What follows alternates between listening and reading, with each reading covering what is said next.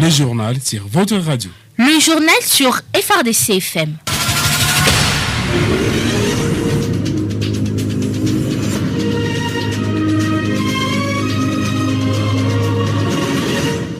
18h30 en ville de Béni ainsi que toute la partie est de la République démocratique du Congo. Bienvenue, mesdames et messieurs, à suivre votre édition vespérale de ce jour qui commence par les titres. Les recrutements des forces armées de la République démocratique du Congo poursuivent ce bonhomme des chemins. Les détails de cette édition. Et nous irons à Kassindi où les jeunes sont appelés à soutenir sensiblement à l'armée régulière de la République démocratique du Congo. On a besoin d'un relais pour contribuer, mesdames et messieurs, à la pacification de l'Est de la RDC. Les détails également dans cette édition.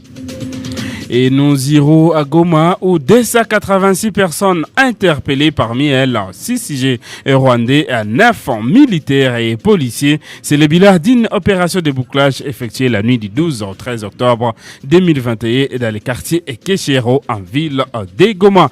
Et nous allons terminer à Santé où 15 nouveaux cas de coronavirus ont été confirmés en République démocratique du Congo le mardi 12 octobre 2021 dans les 6 provinces, dont 5 au Kasaï oriental, 3 au Lolaba et 3 à La Chopo et 2 à Lomami, 1 dans au Katanga. Et mesdames et messieurs, les détails, tels sont les titres choisis parmi tas d'autres qui vous seront développés tout à l'heure.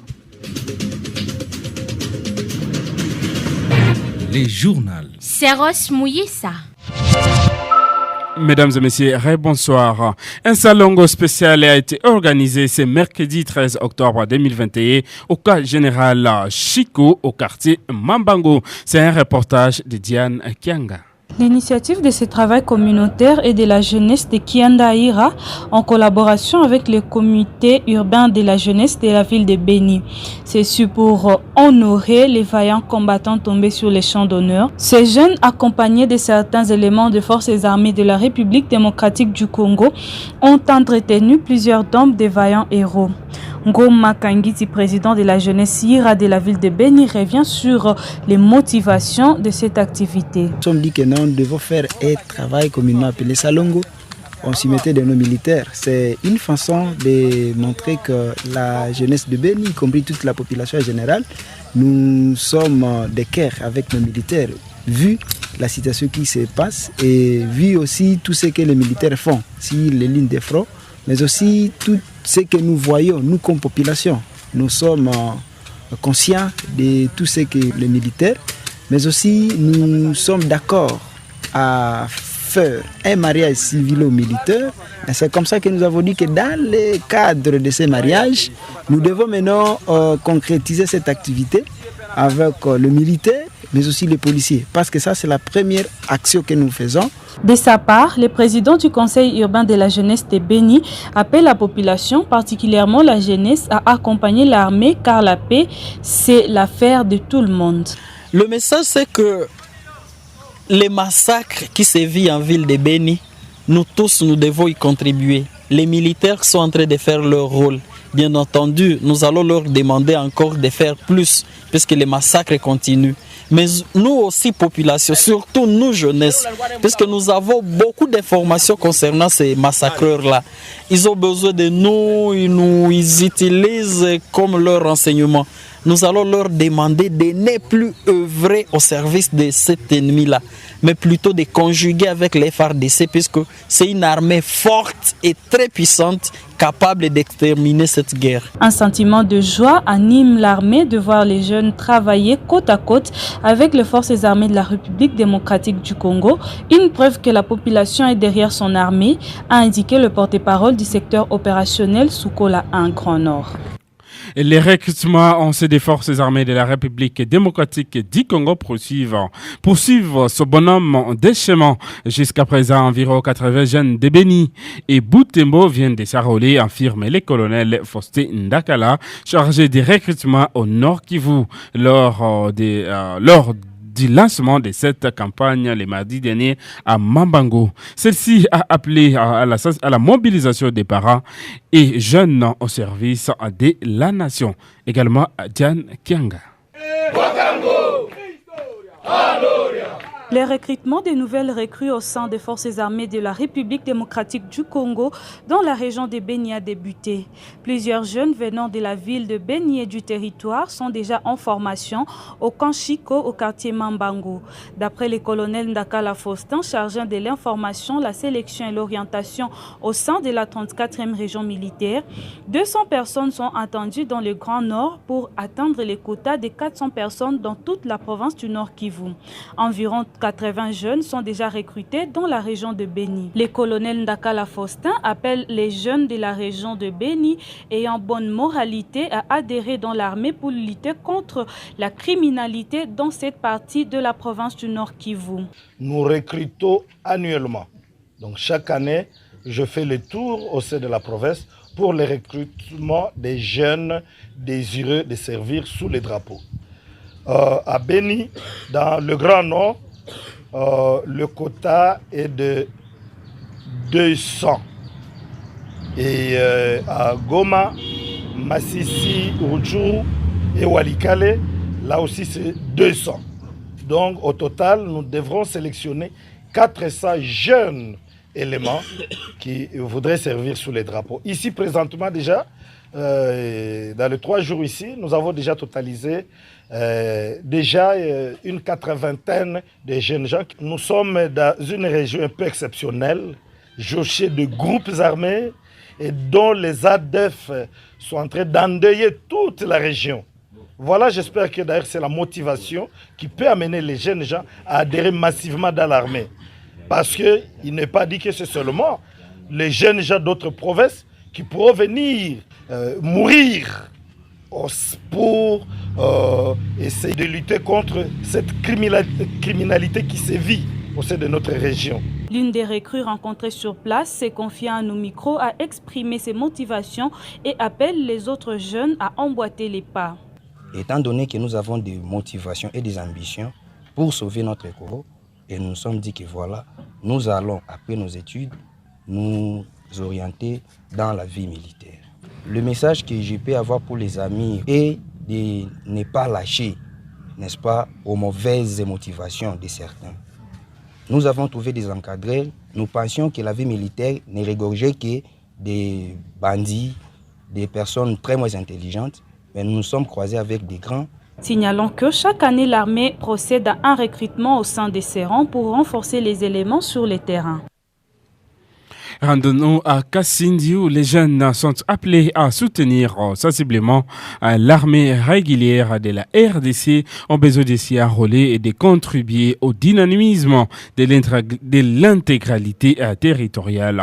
Message relayé ce mercredi 13 octobre 2021 à la presse de Kassindi Lobiria par M. Delvo Kaloubengue, responsable du service de la jeunesse à groupement de Bassongera.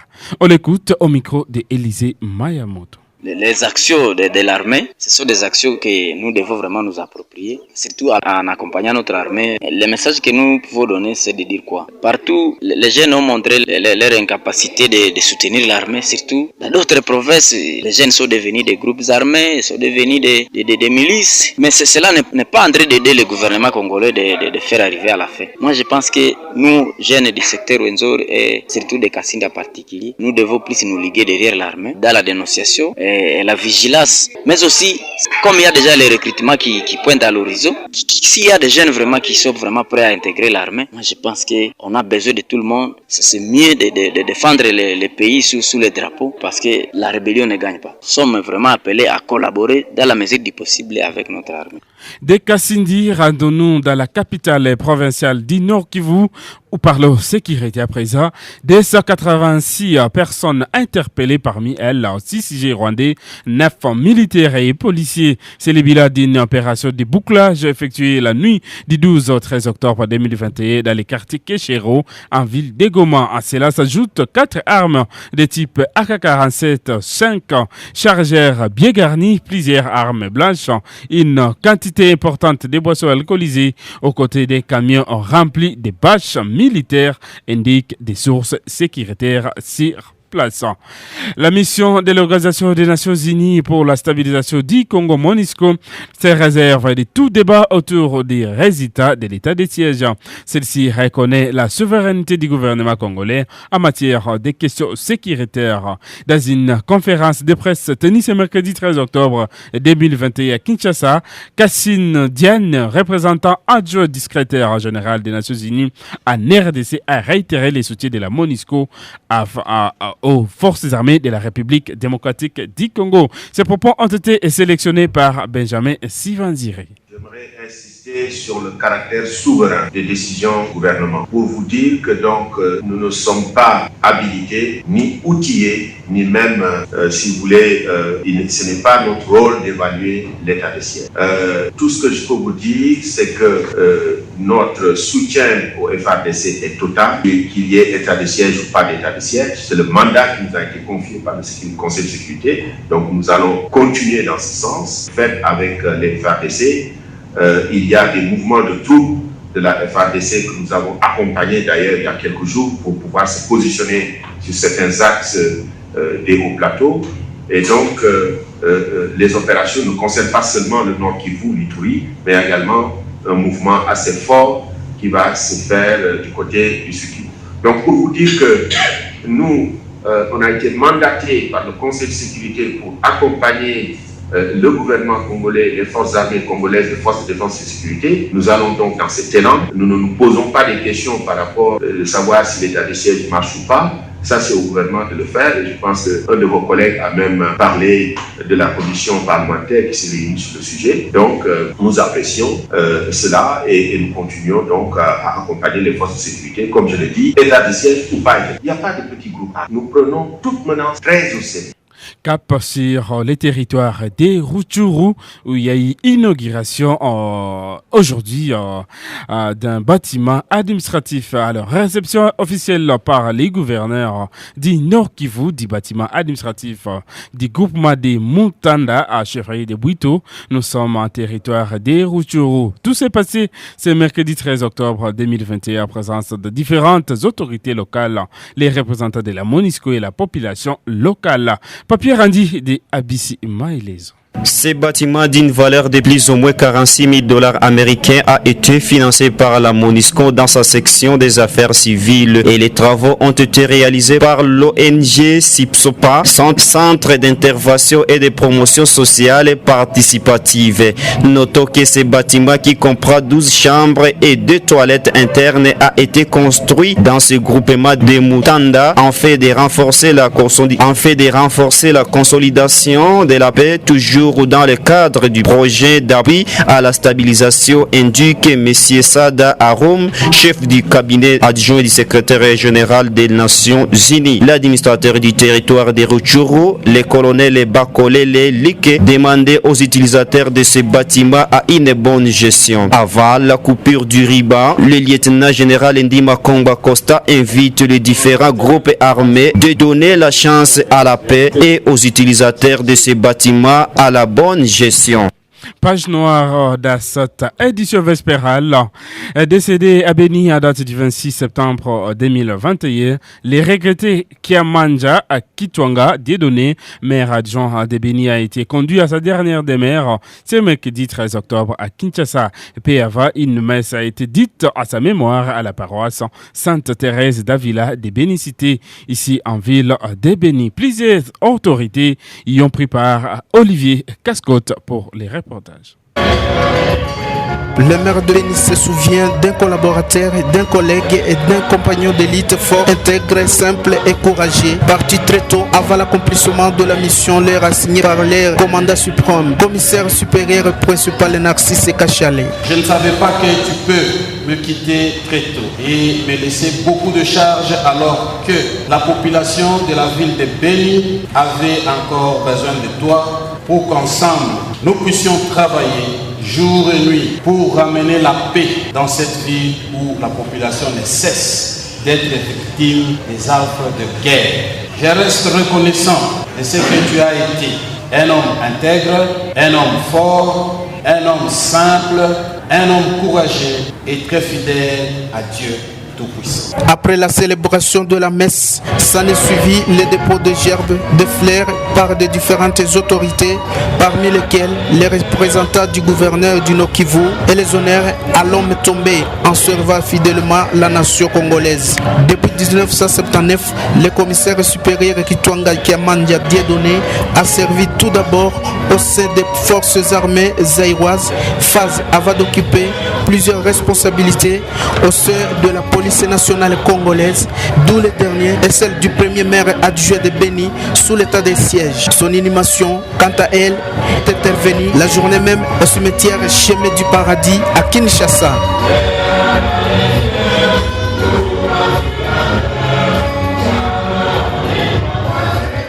Parlons santé dans cette édition vespérale va d'entamer notre deuxième partie qui est consacrée aux actualités sportives ainsi qu'à la revue de presse. Parlons Covid-19 à présent. 15 nouveaux cas confirmés de Covid-19 ont été notifiés le mardi 12 octobre 2021 dans 6 provinces dont 5 au Kasaï oriental, 3 au Lualaba, 3 à la Chopo, 2 à la Lomami, 1 dans les Hauts-Katanga et 1 en Kinshasa. Depuis le début de l'épidémie déclarée le 10 mars 2020, le cumul des cas est de 57 175 cas confirmés, dont 57 174 et des cas probables. Au total, il y a eu 1089 décès et 50 947 personnes guéries. Depuis le début de la vaccination en RDC le 19 avril 2021, avec le vaccin AstraZeneca, 88 552 personnes ont été vaccinées dans 14 provinces jusqu'au 8 octobre 2021, lesquelles 37 644 sont revenus pour la deuxième dose. Depuis le 12 septembre 2021, un total de 4 516 personnes ont reçu leur première dose de vaccin Moderna mRNA à 12,73 et 114 personnes pour la première dose du vaccin Pfizer. En abrège, KMRN anti-tozinameran depuis le 6 octobre 2021 et à Goma. Mesdames et messieurs, c'est par là que nous mettons un terme dans ce journal, de ce journal vespéral. Mesdames et messieurs, entamons la deuxième partie qui est consacrée aux actualités sportives ainsi qu'à la revue de presse. Et c'est avec Abissi Maelezo, Atsonga Mohamed Derio pour les actualités sportives. Bonsoir. Derio. Avec fierté, nous recevons confrère Seros Mouissa. Ça s'ouvre dans le secteur des Rwenzori pour une série de matchs amicaux ce mercredi 13 octobre 2021. Le football club Mwangaza a concédé un match nul de 0 but partout à Boulongo face à la formation des Suez System au stade Tata Batsoti. À rappel, le mardi 12 octobre dernier, le football club Mwangaza a eu raison du football club Feu Rouge de la place sur le score d'un but contre 0 et sauf changement de dernière minute, les Banalola rentrent en ville de Béni ce jeudi 14 octobre 2021 pour un repos de quelques jours avant de reprendre les entraînements peu après et toujours à Béni. C'est ce jeudi 14 octobre 2021, donc à Béni c'est ce jeudi 14 octobre 2021 que le championnat interétudiantel va baisser ses rideaux au stade du 15 octobre et c'est là à l'issue de la finale qui va opposer l'ISC à l'ISBTP à partir de 15h juste. Et peu avant cette affiche, il y aura le match de classement entre l'ISDER et l'ISBEN à partir de 13h juste. Notons ici que le prix des places est fixé à 1000 francs congolais. Le rendez-vous est donc pris pour ce jeudi 14 octobre au stade du 15 octobre pour la finale du championnat interétudiantel entre l'ISC et l'ISBTP et l'ISDER et l'ISBEN pour la petite finale. Et avant Vodacom Division 1, il y a eu poursuite ce mercredi 13 octobre 2021 à Bukavu au stade de la Concorde de la commune de Kadutu. Un seul match était au programme opposant ainsi les locaux du football club Étoile du Kivu à l'IS Chinkunku et au bout du temps réglementaire, les deux équipes se sont quittées dos à dos sur les scores de 0 but partout avec ces résultats. Étoile du Kivu grimpe à la 10e place avec 5 points à 4 matchs joués alors que l'US Chinkunku totalise 3 points à 5 sorties et quitte de la 17e pour la 16e place au classement de ces championnats prestigieux de la Vodacom Division 1. Le CS Dobosco est premier avec 11 points suivi du Saint-Éloi Loupopo de l'ASV Club et des Dauphins Noirs qui ont chacun 7 points, puis suivent le tout-puissant Mazembe, l'AS Maniema Maïnio ainsi que la jeunesse sportive groupe Bazano qui ont quant à eux 6 points chacun. Et à Coupe à CAF, les compétitions interclubs de la CAF reprennent dès ce vendredi 15 octobre 2021 sur toute l'étendue du continent africain. Et pour ce faire, les 4 représentants de la République démocratique du Congo entrent à Nice déjà ce vendredi 15 octobre. 2 clubs congolais seront en Afrique du Sud, dont l'un à Coupe des Confédérations et l'autre à Ligue des Champions à Coupe des Confédérations. L'ASV Club sera reçu par Maru Mogalent à partir de 16h30 heure de Kinshasa. Puis à Ligue des Champions, le tout-puissant Mazembe ira à l'assaut de Amazulu FC à 17h heure de Kinshasa. Et pour finir, des autres clubs congolais se produiront le dimanche 17 octobre prochain. D'abord au pays, c'est la formation de l'AS Maniema Maïnio à Ligue des Champions qui recevra le Sud-Africain de Mamelodi Sundowns au stade Joseph Kabila de Kinshasa à partir de 15h30. Et à Coupe des Confédérations, le Daring Club Motema Pembe sera reçu au Rwanda par les locaux de l'AS Kigali à partir de 13h juste heure de Kinshasa. Notons que toutes ces rencontres s'inscrivent dans le cadre du deuxième tour préliminaire des compétitions interclubs de la CAF. Et puis enfin, changer de discipline pour parler de la boxe. La tente urbaine de boxe de Béniville et Territoire organise pour ce dimanche 17 octobre 2021 ce championnat local de l'édition 2021-2022. 5 clubs, dont 4 de la ville de Béni et 1 du Territoire, vont prendre part à cette compétition locale. Il s'agit des clubs Panther Begungue, Club Léopard, Club Missi, une nouvelle équipe qui sera à sa première participation, le club Congo Boxing ainsi qu'un autre club de Kassindi Loubiria au programme pour ce dimanche 17 octobre. 16 combats seront au rendez-vous avec 2 de levée des rideaux et c'est le stade du 15 octobre qui est le cadre choisi pour accueillir cet événement sportif. Tout démarrera à partir de 13h juste et le billet de place est fixé à 1000 francs congolais. Merci Derry Atsongia Mohamed. C'est sur cette page sportive que nous bouclons complètement cette édition vespérale. Je te Sierra Mouissa à sa présentation. Nelson Kawedi était de l'autre côté. À présent, je vous laisse suivre la revue de presse. Les héros dans l'ombre parlent. Dans la revue de presse. La revue de presse sur la radio Farnese. Les dossiers RAM fait couler jusqu'à ce jour beaucoup d'encre et de salive. La presse Paris ce jour s'est attardée à déparler sur la présence confirmée du ministre des Pétentik Kibasa ce mercredi à l'Assemblée nationale pour répondre aux préoccupations des députés à propos de la taxe RAM. Mais avant tout, parlons d'abord du chef de l'État qui séjourne encore à Dubaï. L'avenir écrit près d'une dizaine d'accords signés entre la RDC et les Émirats arabes unis.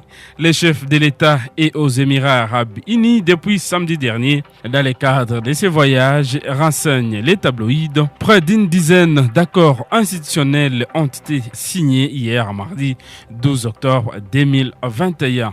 De ce côté, Econews informe Félix Tshisekedi intervient ce mercredi au Global Business Forum Africa à Dubaï. Au journal de préciser que c'est à 11h45 heure de Dubaï, soit 3 heures plus tard à Kinshasa, que le chef d'État intervient dans un panel intitulé Libérer la puissance de l'Afrique qu'il va co-animer avec Rems Al-Hashimi, ministre d'État de la coopération internationale des Émirats arabes unis et directrice générale des Expos 2021 Dubaï. Pour les dossiers RAM, Congo Nouveau ouvre les balles avec ce titre RAM. En fait, Kibasa arrivé devant les députés. Au journal d'indiquer que le bureau de l'Assemblée nationale a annoncé la convocation d'une plénière ce mercredi 13 octobre. D'après les rapporteurs de l'Assemblée nationale, Joseph Lembi Liboula, à cette plénière sera consacrée entre autres à la poursuite de l'audition du ministre des Pétentik,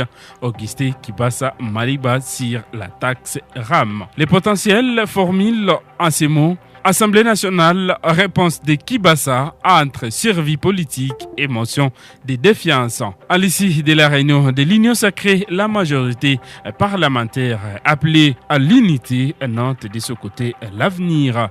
Les députés nationaux membres de l'Union sacrée pour la nation étaient en réunion lundi 11 octobre dans la soirée à Kinshasa en vue de réfléchir sur les dossiers RAM. Toujours avec les mêmes dossiers, la prospérité pointe. Les FCC lancent une motion de défiance contre Augustin Kibasa. Ça sera une plénière explosive pour les ministres des Pétentique, passe les journaux. Les phares revient, RAM, motion de défiance contre Kibasa. L'avenir soulève un autre son de cloche en titre RAM, la motion de défiance contre Kibasa est irrégulière. Alors que les FCC, par cette motion de défiance contre les ministres de Pétentique, veut à tout prix sa déchéance du côté de l'Union sacrée de la nation. Parlons après la rentrée scolaire au Forum des As écrit. À Kinshasa, les élèves continuent à chômer dans de nombreuses écoles officielles. Les mêmes tabloïds dans sa rubrique Enjeux de l'ère titre les syndicats de l'EPST déposent plainte contre Tony Mwaba. Selon les quotidiens, c'est au parquet près la cour de cassation que les syndicats de l'EPST s'apprêtent à déposer leur plainte face au ministre des tutelles. La tempête des tropiques revient à des enseignants décident d'ester Tony Mwaba à justice. Au journal d'indiquer que c'est demain, jeudi 14 octobre 2021, que les enseignants envisagent d'aller déposer leur plainte au parquet près la cour de cassation contre les ministres de l'EPST. Bouclons cette revue de presse par la contradiction au sein de l'INC à propos de l'état des sièges, les potentiels écrits, évaluation de l'état des sièges, Boji et Mayo contredisent Kambale, l'INC divisé. Selon les tabloïds, les hauts cadres de l'INC de Vital Kamere sont profondément divisés sur l'évaluation de l'état des sièges. Là où la branche radicale incarné par Billy Kambale, actuel secrétaire général du parti, est convaincu par les résultats de l'état des sièges, estime que la mesure sécuritaire est un échec total. Les modérés comme Mayo et Boji Sangara témoignent un soutien tous azimuts à la mesure présidentielle. De même, l'avenir revient, état des sièges en Ituri et au Nord Kivu, les hauts cadres de l'INC s'entre-déchirent. L'avenir revient, état des sièges en Ituri et au Nord Kivu, les hauts cadres de l'INC s'entre-déchirent. Revenant sur les mêmes sujets, Econews note état des sièges s'attire dans tous les sens on sait de l'Union sacrée de la nation. Mesdames et messieurs, c'est tout pour cette revue de presse nationale. Merci à vous de l'avoir suivi.